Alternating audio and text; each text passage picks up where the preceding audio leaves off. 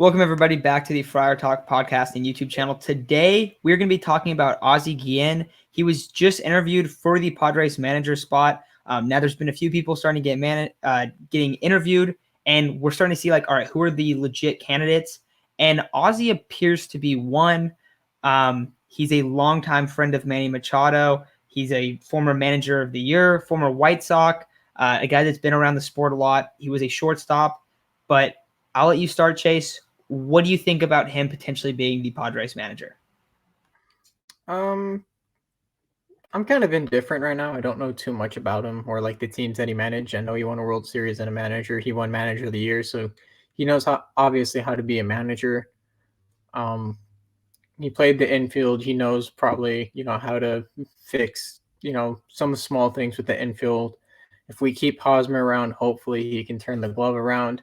That's kind of my main thing. If you're gonna hire somebody that's an infield. That was an infielder, hopefully they can shore up the defense a little bit more. Because we saw with Hosmer at first base, everybody was like, oh, wow, there's a ground ball to Hosmer. Okay. Or there's a fly ball to Hosmer. Oh, he dropped it in foul territory.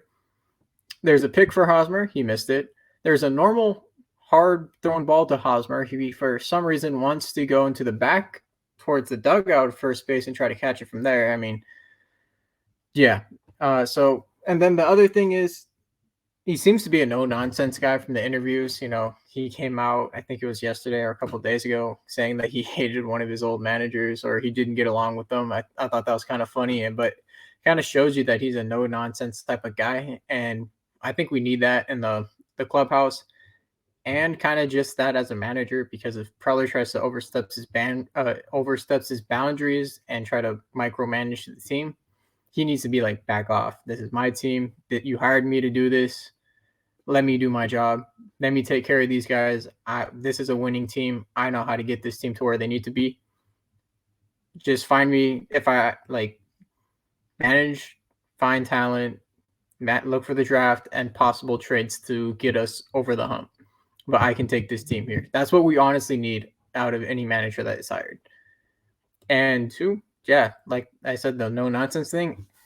If we had that type of manager, I don't think we have that second half implosion at the end of the year. We don't have Manny and Tatis going at each other. We don't have Tatis looking like he's the only player on the team. We don't see the frustrations of all the players in the second half, more than likely. So, do I think he's the perfect candidate? No, but I think he's a good candidate. Yeah, I feel the same way. He wouldn't be my top choice. We were talking about it before we started. He wouldn't be my top choice, but I think he would be up there. Chase brought up that he seems like a no-nonsense guy.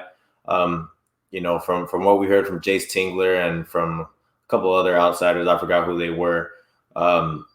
It seemed like when Preller was on the road, Jace Tingler didn't really know how to handle the clubhouse, and that's why things kind of started to spiral. That's why Eric Hosmer apparently didn't talk to anyone, stuff like that. And that's kind of when we started seeing things unravel.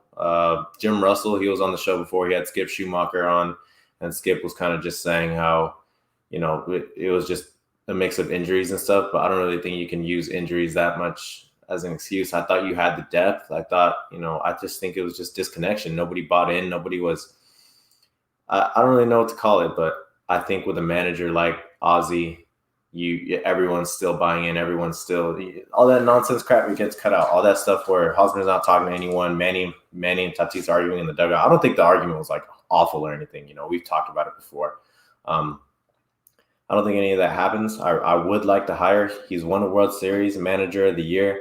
If you look at his records, he did have a couple winning seasons. He had one losing season, bounced back to a winning season, and then it was just losing seasons after that.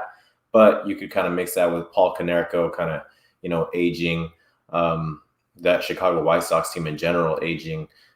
They weren't very good after that 2000. I want to say it was 2007 or 2008 season. Went to the Marlins. Best player was Giancarlo Stanton, who had close to 1,000 OPS, but his next highest OPS on that team was 770. I just looked at it right now, so that's not off the top of my head. I don't know what his pitching staff looked like. Obviously, probably wasn't a very good pitching staff. And let me check it out real quick. because like the only one I could possibly remember is Jose Fernandez, maybe, which I don't think he was there yet. But either way, no very good teams to work with.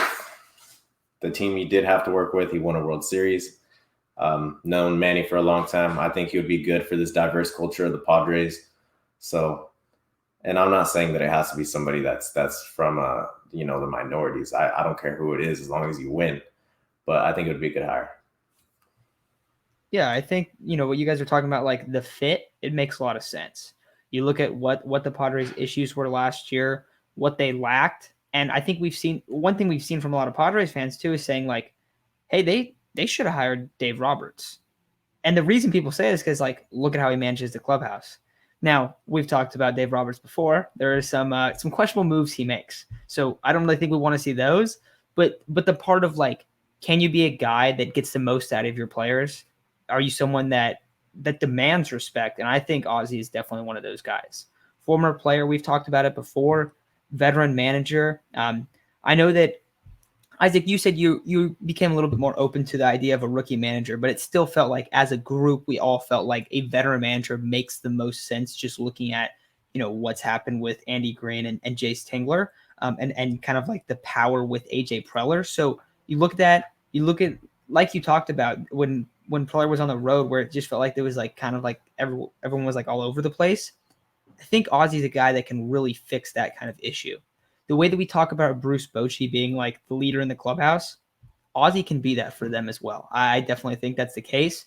Now, Chase, you brought it up. It's kind of hard to tell, like, to make a true like judgment on him just because we haven't really seen him recently. We haven't seen him out there making decisions, so it is a little bit tough. So I don't know how much I love it. We eventually will do like our favorite choices and stuff. He's going to be in the top 5 for me. I can guarantee you that, just because I think the fit makes so much sense. Knowing Manny for a long time, I don't think that should be a huge factor, but I think it should be. I think it's a factor in terms of like he's around baseball. He's around these kind of guys. He's been with, he's watched Manny grow up. Like the leaders on the team, and Manny is the clear leader of this baseball team. They need to buy in, and 100% chance that Manny's going to buy in if Ozzie is, and not like Manny wasn't, but they're going to be 100% bought in if he's the manager, and it's not going to look like it did last year. Could other issues arise? Absolutely. But I do like the idea of bringing him in. So with all that said, and anything else you guys have, because I don't have a ton on him yet, like we got to wait and kind of see. And also, like with a lot of these guys, you hear that they get rumored, and then you hear like there's so many stories that come out about them where we kind of start getting a better gauge of who they are. That's kind of happened a little bit with Bannister, with, Ron Washington, like more and more's come out. So I'm assuming that will be the same way with Ozzie. But initial thoughts, I do like the idea overall. Not going to be like, oh yeah, this is the clear number 1 candidate. I don't know if that's the case, but I do like that they're interviewing him, and I think that he should definitely be a legitimate candidate. But anything else you guys want to add? I heard you mention, coming around to the idea of another rookie manager. The only time I would accept another rookie manager is if they were a former player and if they had some other type of coaching role in an MLB organization, like Will Venable. Like, I would be okay if he was a rookie manager. The guy's smart. He comes from baseball. His dad played baseball. He played baseball, and he's a bench coach right now. He knows what's around the dugout. He was on a team that went to the playoffs multiple times. They have a winning culture there in Boston. So something like that, I would be okay with. But if you bring in a rookie manager that was like Tingler, that was like a player development guy that's never really cracked an MLB roster, has had that experience, then no, don't do it. But that's all I got to say. I love that you brought up Will Venable. Obviously, I've mentioned that if there's a rookie manager I want, it would be Will Venable. And like you said, that is the only rookie manager that I'm okay with. He's young. He's very highly educated. He was a fan favorite in San Diego. He was a good ball player. He's been around some winning organizations, winning managers with Joe Madden and Alex Cora. And, if you look up the articles on him, they talk a lot about how he was like the spring training MVP for the Red Sox. So he'd be a really good hire. But Ozzie would also be a good hire. I've seen things about Luis Rojas. Please, dear God, do not bring me Luis Rojas. I beg you, do not bring me Luis Rojas. I would rather have Jace Tingler. Boldly said, but I'd rather have Jace Tingler. I don't know if you saw, Isaac, we got a comment, I think it was yesterday, and I responded, but I didn't know. I was like, what are you talking about, like, Luis Rojas from? And he's like he's being named as a candidate. And so then I look him up. I just looked up, and then I looked him up, like, and found out, like, okay, I didn't know him that much. I knew he was the Mets manager. And then I went on Twitter, and I just looked up his name, and oh my God, every reaction was the exact same that you had. Please, dear God. That's what I'm saying, dude. Don't bring me Luis Rojas. So there's a couple candidates I don't want, but especially him. Yeah. So I think it's going to do it for today's episode, though. Thank you all for listening. We'll be talking, we'll be finishing our grades, going to do the infield, the outfield, and then we're going to get back into our off-season plan. Took a little bit of a break from that, kind of thinking out some stuff. But yeah, Ozzie seems like a guy that could legitimately be the manager next year, and I would think that's a pretty solid upgrade over Jace Tingler from last season. But we'll see how this all plays out. It might take a little bit longer than I think we all expect. I don't know what you guys think. I feel like it might be a little bit later, like into the winter, before a decision's finally made. Probably till the end of the World Series at the very least. But hopefully, it's going to be exciting because I think that it seems like for the most part, the candidates are in the right direction. But then every once in a while, there's a guy you're like, why is this guy being interviewed? But for the most part, I have liked the guys that they've interviewed. So that's going to do it for today's episode. Thank you all for listening, and let us know what you think about Ozzie.